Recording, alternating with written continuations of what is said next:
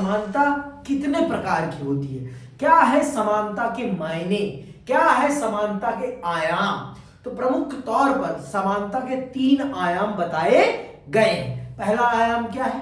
पहला आयाम है राजनीतिक समानता, दूसरा आयाम है सामाजिक समानता और तीसरा और सबसे महत्वपूर्ण आयाम है आर्थिक समानता। जब तक इन तीनों आधारों पर समानता नहीं आती तब तक वास्तविक तौर पर समानता नहीं लाई जा सकती है। समानता के यही 3 आयाम है और इन 3 आयामों पर हमें काम करना पड़ेगा। बिना इन 3 आयामों पर काम करे हम समाज को सही दिशा में नहीं लेकर जा सकते हैं। तो आइए चलते हैं और पढ़ते हैं और समझते हैं कि समानता के ये 3 आयाम क्या है और इन 3 आयामों को गरिमापूर्ण समाज बनाने के लिए समाज को देना या समाज को इन रास्तों पर लेकर चलना क्यों जरूरी है। तो आइए विस्तार पूर्वक प्रारंभ करते हैं।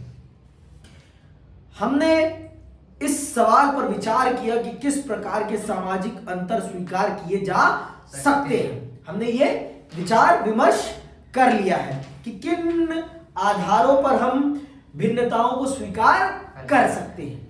मैंने आपको बताया शैक्षिक आधार की हम शैक्षिक आधार पर होने वाली विविधता को हम भिन्नता को हम या होने वाले भेदभाव को हम स्वीकार कर लेंगे। पद के आधार पर होने वाले भेदभाव को हम स्वीकार कर लेंगे, लेकिन धर्म के आधार पर, लिंग के आधार पर, रंग के आधार पर, भाषा के आधार पर, इन आधारों पर होने वाला भेदभाव कदापि स्वीकार नहीं किया जाएगा, न किया जाना चाहिए, न किया जाएगा और न किया जाना चाहिए, क्योंकि ये कदापि समाज को न्याय की तरफ नहीं ले जाता है। ये समाज में एक नकारात्मक भावना भरने का काम करता है। आगे सुनिए। इस पर विचार करने के बाद हमें यह सोचने की जरूरत है कि समानता के वे कौन से आयाम हैं जिन्हें हम पाना चाहते हैं। वो कौन से आयाम हैं जिन्हें हम पाना चाहते हैं। समाज में व्यक्त अलग अलग तरह की असमानताओं को पहचानते समय विभिन्न विचारकों और विचारधाराओं ने समता के राजनीतिक, सामाजिक और आर्थिक 3 आयामों को रेखांकित किया। समानता के इन 3 आयामों को लक्ष्य करते हुए ही एक अधिक न्यायपूर्ण और समतामूलक समाज की ओर बढ़ा जा सकता है। समझ में आई बात? ये 3 आयाम हैं। राजनेताओं ने या जो राजनीतिक सिद्धांत के बहुत बड़े प्रखंड विद्वान लोग हैं उन्होंने ये बताया कि इन 3 आयामों के आधार पर ही समानता स्थापित की जा सकती है।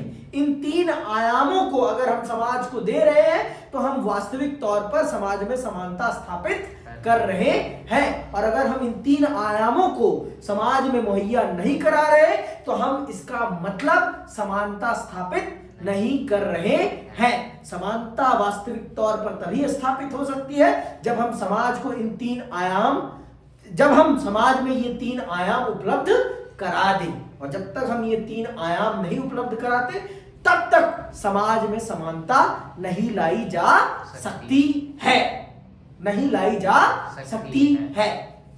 समझ में आई बात? राजनीतिक समानता क्या? अब हम चल रहे हैं समझने और पढ़ने राजनीतिक समानता के बारे में कि क्या मतलब है राजनीतिक समानता का। क्या सिर्फ अधिकारों को संविधान में लिख देना भर ही राजनीतिक समानता कहलाती है या फिर इसके कोई और मायने होते हैं? इसका वास्तविक अर्थ क्या है? क्या होता है राजनीतिक समानता का वास्तविक मतलब, और क्या है राजनीतिक समानता का आयाम? आइए विस्तार पूर्वक पढ़ते हैं और समझने का प्रयास करते हैं।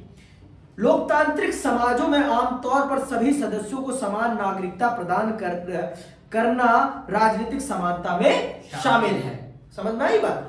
आप ये जान लीजिए, जो लोकतांत्रिक देश होते हैं वहां पर देश के सभी नागरिकों को देश की नागरिकता मिलती है, और जब देश की नागरिकता आपको मिल जाती है, किसी देश की आपको पहचान मिल जाती है, तो उस देश के संविधान में लिखे मौलिक अधिकार आपको अपने आप मिल जाते हैं। तो देश की नागरिकता ही राजनीतिक समानता का पहला आयाम है।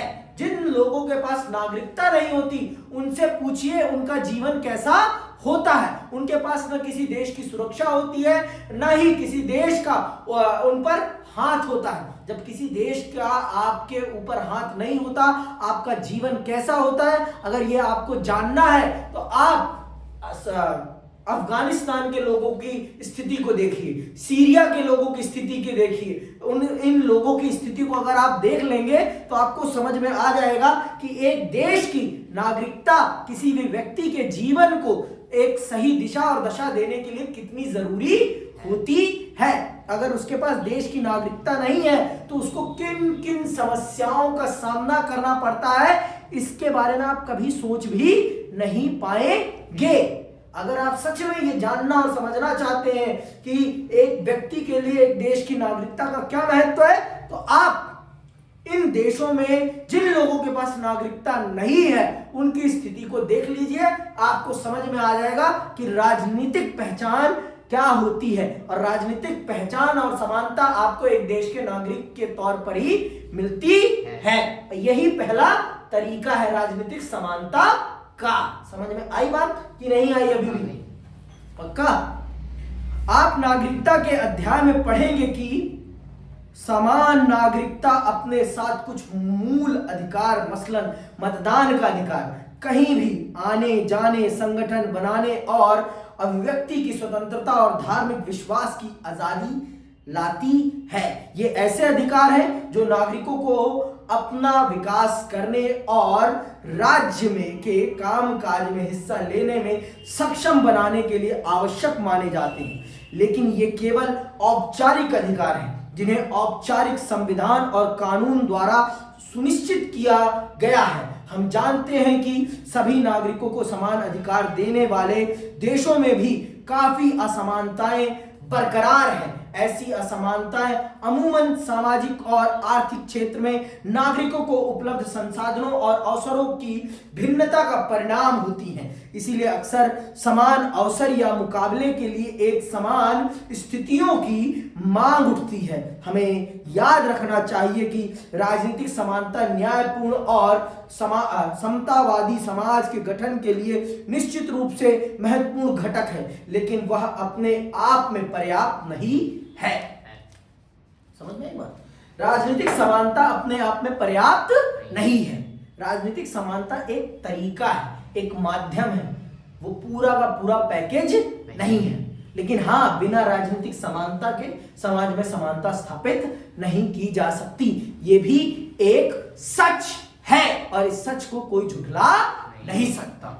इस सच को भी कोई झुठला नहीं सकता है। समझ में आई बात? अगर आप सच में ये चाहते हैं कि समाज में समानता आए तो समाज को राजनीतिक समानता भी मिलनी चाहिए, समाज को सामाजिक समानता भी मिलनी चाहिए और समाज को आर्थिक समानता भी मिलनी चाहिए। तीनों समानताओं का मिश्रण ही वास्तविक समानता को स्थापित करने का काम करती है। तीनों समानता मैं कह रहा हूं, जब तक तीनों समानताएं नहीं आएंगी तब तक समाज में समानता नहीं लाई जा सकती है। तब तक समाज में समानता नहीं लाई जा सकती। अगर वह आप वास्तविक तौर पर समानता लाना चाहते हैं तो आपको इन विषयों पर काम करना ही पड़ेगा। बिना इन विषयों पर काम करे आप समानता स्थापित कदापि नहीं कर सकते हैं, कदापि ही नहीं कर सकते। समझ में आई बात कि अभी भी नहीं आई? पक्का? भेजे में बात गई इतनी सी? पक्का ना? कोई दिक्कत? समझ में आया? आगे सुनिए। क्या है सामाजिक समानता? सामाजिक समानता वो समानता है जो लोगों को एक दूसरे के प्रति बरतनी है। जैसे हम जानते हैं कि हमारे देश में जातिवाद है और जाति के आधार पर लोगों के साथ भेदभाव हुआ है। देखिए, देश के संविधान में तो सबको समान अधिकार मिल गए हैं, लेकिन उन समान अधिकारों को वास्तविक तौर पर अमली जामा पहनाने का काम कौन करेगा? हम और आप, क्योंकि उनका अनुसरण किन्हें करना है? हमें करना है। और अगर हम उनका अनुसरण नहीं करेंगे तो उन कानूनों के होने का कोई फायदा है? कदापि नहीं। उन कानूनों का कोई मतलब ही नहीं रह जाएगा। उन कानूनों का मतलब तभी रह जाएगा जब हम उनका अनुसरण करें। बिना अनुसरण करे उन कानूनों का कोई मतलब नहीं होगा। अगर हम चाहते हैं कि समाज में समानता आए तो जो राजनीतिक अधिकार दिए गए हैं उन राजनीतिक अधिकारों को वास्तविक तौर पर समाज में अमली जामा पहनाना बहुत जरूरी है। और अगर हम समाज में उनको अमली जामा नहीं पहना रहे तो उसका कोई अर्थ नहीं बनता है, कोई अर्थ नहीं बनता। समझ में आया कि नहीं आया? अभी भी पक्का मेरे भाई? सच में?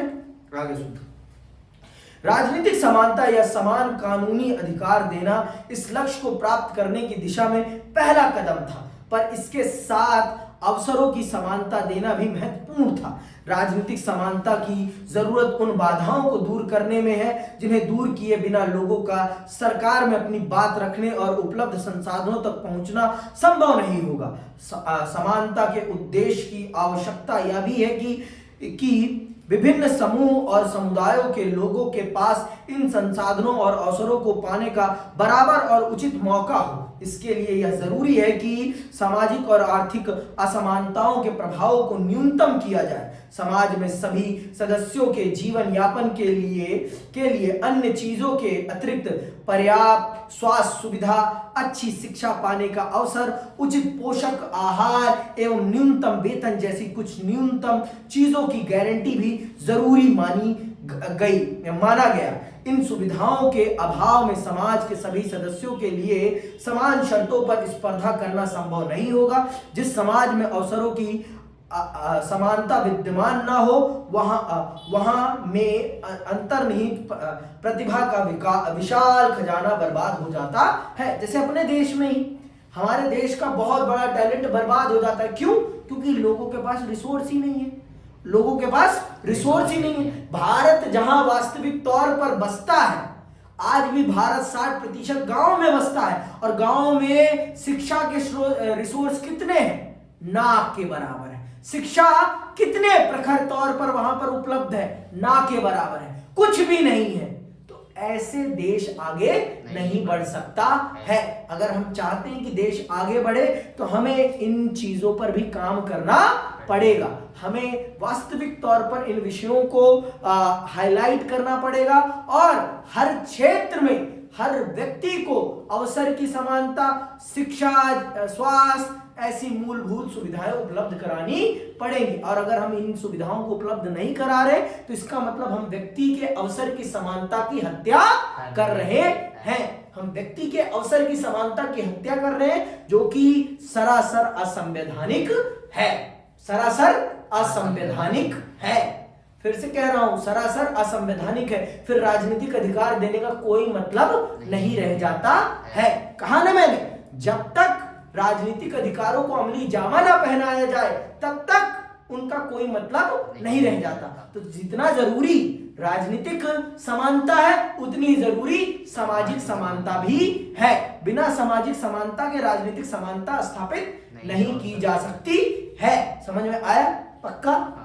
आगे सुनो। भारत में समान अवसरों के मद्देनजर एक विशेष समस्या सुविधाओं की कमी की वजह से नहीं बल्कि कुछ सामाजिक रीति रिवाजों से सामने आती है। देश के विभिन्न हिस्सों में औरतों को उत्तराधिकार का समान अधिकार नहीं मिलता। कुछ एक गतिविधियों में उनके शामिल होने पर पाबंदी होती है और उन्हें उच्च शिक्षा प्राप्त करने से भी हतोत्साहित किया जाता है। ऐसे मामलों में राज्य की महत्वपूर्ण भूमिका होती है। औरतों को समान कानूनी अधिकार प्रदान करना, सार्वजनिक स्थलों या रोजगार में भेदभाव और परेशानी से बचाने वाली नीतियां बनाना और शिक्षण या कुछ अन्य पेशों में प्रवेश के लिए प्रोत्साहन देने जैसे उपाय करके राज्य यह भूमिका निभाता है। लोगों में जागरूकता बढ़ाने और इन अधिकारों का प्रयोग करने वालों को समर्थन देकर भी राज्य अपनी भूमिका निभा सकता है। तो आप ये जानिए, ये बात जानिए। हम जानते हैं कि भारत में महिलाओं के साथ भेदभाव होता है और उनको अवसर की समानता नहीं मिलती, अवसर की समानता नहीं मिलती, जो कि सरासर अन्याय है। और उन्हें अवसर प्रदान कराना देश की सरकार की जिम्मेदारी है। और अगर सरकार ऐसा नहीं कर पा रही तो ये सरकार का फेलियर है। ये किसका फेलियर है? सरकार का फेलियर है। समझ में आई बात? ये सरकार का फेलियर है कि वो राजनीतिक तौर पर तो अधिकार दिला रही है लेकिन सामाजिक तौर पर उनको वो अधिकार, वो सम्मान, वो प्रतिष्ठा, वो अवसर नहीं दिला पा रहे। तो जितना जरूरी है राजनीतिक तौर पर अधिकार मुहैया कराना, उतना ही जरूरी उन अधिकारों को सामाजिक तौर पर अमली जामा पहनाना भी है। बिना सामाजिक तौर पर अमली जामा पहनाए आप इन सब बातों को ढकोसला ही समझिए, इन बातों का कोई अर्थ नहीं रह जाता है, इन बातों का फिर कोई अर्थ नहीं रह जाता। समझ में आई बात? अब आते हैं सबसे जरूरी समानता पर। यही वास्तविक समानता का आधार बनती है। अगर समाज में यह समानता आ जाए ना, तो समाज में बहुत सारी समस्याओं का अपने आप निदान हो जाएगा। और यह है आर्थिक समानता। आर्थिक समानता ही वास्तविक बुनियादी समानता का आधार मानी जाती है।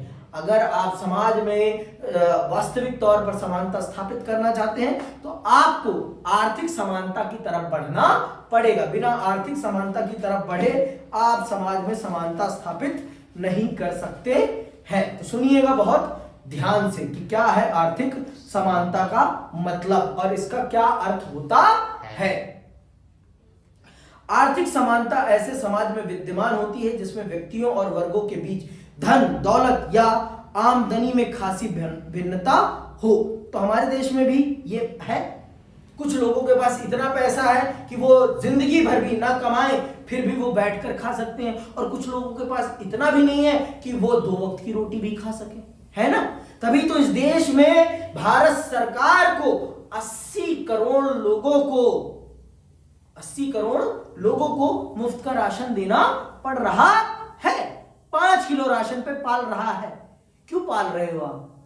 अगर आर्थिक समानता है इस देश में तो क्यों पालना पड़ रहा है आपको 140 करोड़ लोगों में से 80 करोड़ लोगों को 5 किलो राशन पर? मैं जानना चाहता हूं, मुझे बताया जाए क्यों पाल रहे हैं आप। अगर है देश में आर्थिक समानता तो आपको ये क्यों करना पड़ रहा है? मैं जानना चाहता हूं इस बात का उत्तर। तो जो भी लोग जानते हैं उसका जरूर उत्तर दें।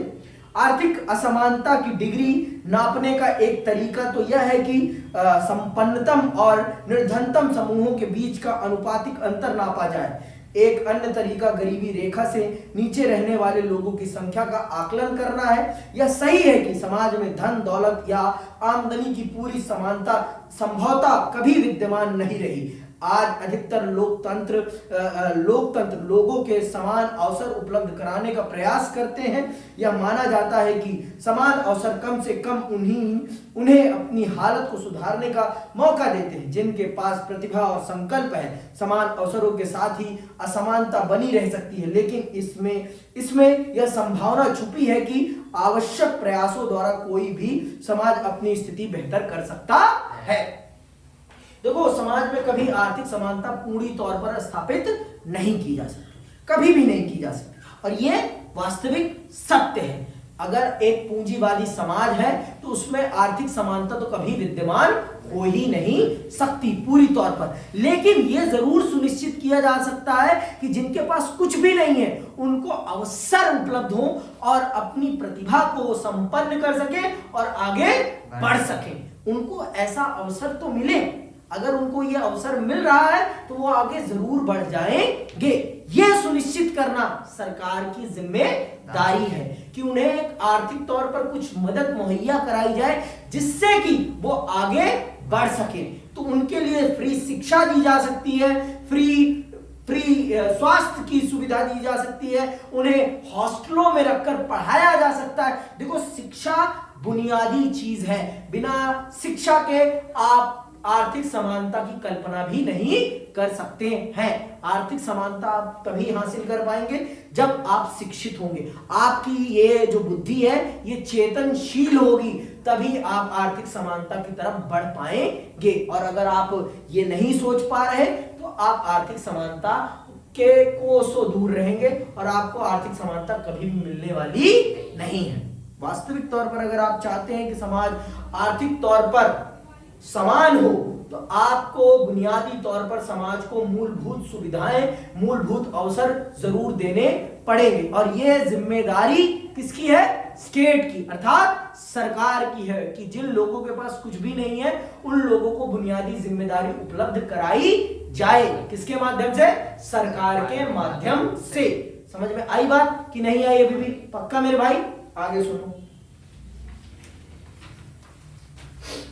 लेकिन समाज के लिए गहरी खाई जैसी वे असमानताएं अधिक खतरनाक हैं जो पीढ़ियों से अनछुई रही हैं। अगर किसी समाज में लोगों के कुछ खास वर्ग के लोग पीढ़ियों से बेशुमार धन दौलत और इसके साथ हासिल होने वाली सत्ता का उपभोग करते हैं तो समाज वर्गों में बढ़ जाता है और वे जो पीढ़ियों से धन विशेषाधिकार और सत्ता का उपभोग करते आए हैं और अन्य जो पीढ़ियों से गरीब बने रहे, कालक्रम में ऐसा वर्ग भेद आक्रोश और हिंसा को बढ़ावा दे सकता है। अमीर वर्गों की शक्ति के कारण ऐसे समाज को अधिक खुला व समतावादी बनाने के लिए सुधारना ज्यादा कठिन साबित हो सकता है। देखो, समाज में अगर आर्थिक समानता ज्यादा समय तक विद्यमान रहेगी ना तो समाज में हिंसा पैदा होगी। जो गरीब होगा वो अपनी पेट की आग को बुझाने के लिए फिर किसी भी हद तक गुजरने के लिए तैयार हो जाएगा। फिर वो मरने से नहीं डरने वाला, उसे मरने से कोई डर नहीं है। फिर वो आपको मारने में तनिक भी समय नहीं लगाएगा, क्योंकि भाई पेट की आग है। अगर मैं मारूंगा नहीं तब भी मर जाऊंगा, इससे बढ़िया है मार के मरा जाए। अगर बच गए तो खाना मिल जाएगा, ये पेट की आग बुझ जाएगी, और नहीं बचे तो स्वर्ग सिधारी जाएंगे। खाली पेट मरने से बढ़िया लड़के मारा जाए। समझ में आई बात? तो समाज में आर्थिक समानता लाना बहुत जरूरी है। इसीलिए तो मोदी जी मुफ्त में राशन दे रहे हैं कि खाना खाओ, चुप रहो, अधिकार मत मांगो। अधिकार मांगने की तुम्हारी औकात नहीं है। तुम्हारी औकात अधिकार मांगने की नहीं, तुम चुप्पी साध के बैठे रहो चुपचाप 5 किलो राशन लेकर। तुम्हें फालतू की बकवास करने का कोई अधिकार नहीं है। समझ में आई बात? 5 किलो राशन लो, 2100 रुपए लो, 2200 रुपए लो और चुपचाप बैठे रहो। फालतू की बकवास, नौकरी, रोजगार, देश का विकास, इन सब विषयों पर तुम्हें बात करने की कोई जरूरत नहीं। शिक्षा, स्वास्थ्य भाड़ में जाए। सिर्फ मुफ्त का राशन लो, 2100 रुपए, 2200 रुपए, 1000, 10,000, 20,000 लो और चुपचाप बैठे रहो। फालतू की बकवास मत करो। ये है हमारे पूज्य प्रधानमंत्री जी के विचार भारत के लिए। ऐसे ही बनाएंगे वो भारत को विश्व गुरु। क्या बनाएंगे? विश्व गुरु। ठीक है। मार्क्सवाद और उदारवाद हमारे समाज की 2 प्रमुख राजनीतिक विचारधाराएं हैं। मार्क्स 19वीं सदी का एक प्रमुख विचारक था।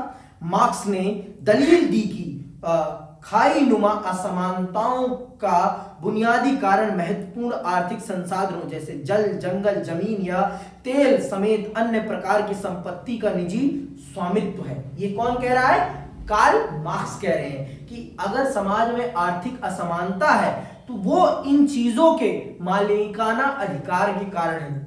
मतलब जिसके पास जल होगा, जिसके पास जंगल होगा, जिसके पास जमीन होगी या जिसके पास तेल होगा, वही आर्थिक तौर पर ताकतवर होगा, क्योंकि ये ही बुनियादी संसाधन है।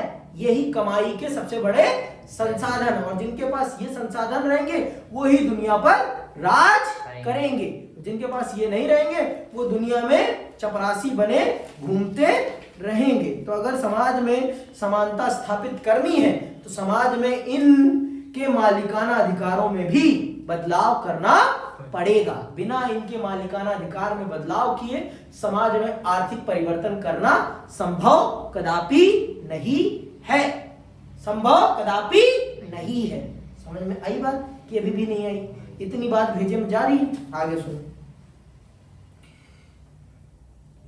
निजी स्वामित्व मालिकों के वर्ग को सिर्फ अमीर नहीं बनाता, उन्हें राजनीतिक ताकत भी देता है। यह ताकत उन्हें राज्य की नीतियों और कानूनों को प्रभावित करने में सक्षम बनाती है और वे लोकतांत्रिक सरकार के लिए खतरा साबित हो सकते हैं। मार्क्सवादी और समाजवादी समूह महसूस करते हैं कि आर्थिक असमानताएं सामाजिक रुतबे या विशेषाधिकार जैसी अन्य तरह की सामाजिक असमानताओं को बढ़ावा देती हैं। इसीलिए समाज में असमानता से निपटने के लिए हमें समान अवसर उपलब्ध कराने से आगे जाने और आवश्यक संसाधनों और अन्य तरह की संपत्ति पर जनता का नियंत्रण कायम करने और सुनिश्चित करने की जरूरत है। ऐसे विचार विवादास्पद हो सकते हैं, लेकिन उन्होंने ऐसे महत्वपूर्ण मुद्दे उठाए जिनके समाधान करने की जरूरत है।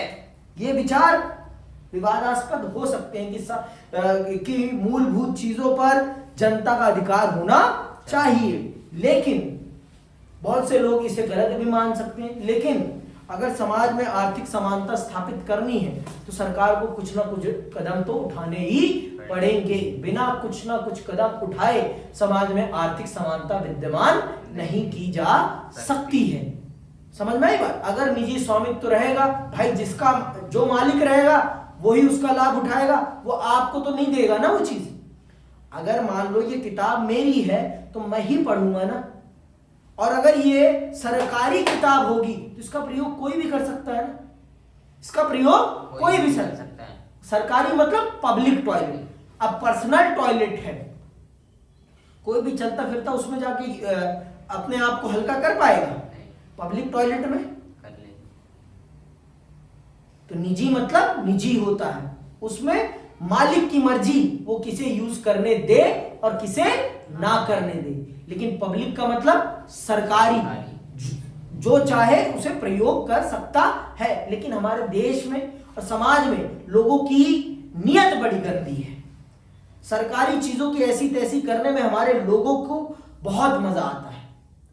फ्री का मिलेगा ना तो उसकी ऐसी तैसी मारने में हमारे लोगों को बहुत मजा आता है। भाई वो तुम्हारे पैसे से ही बनी है चीज, उसकी रक्षा करना, उसकी सुरक्षा करना तुम्हारी भी जिम्मेदारी है, किसी और की जिम्मेदारी नहीं।